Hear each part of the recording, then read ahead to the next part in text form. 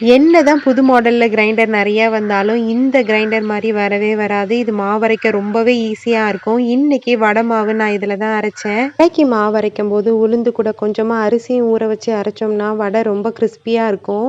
வடை வந்து ஷேப்பா வராதவங்களுக்கு நான் சூப்பரான ஒரு ஐடியா சொல்றேன். இது நான் குக் வித் கோமாளில தான் பார்த்தேன். இந்த மாரி ஒரு ஃபில்டர் எடுத்துக்கிட்டு, அதில நம்ம வடைய இப்படி மாரி தட்டி, குட்டியா ஓட்ட போட்டு எண்ணெயில போட்டோம்னா, வடை ரொம்ப அழகா டோனட் மாரி நல்லா ஷேப்பா வரும். இத மாரி போடும்போது நம்ம கையிலயும் எண்ணெய் அடிக்காம இருக்கும்.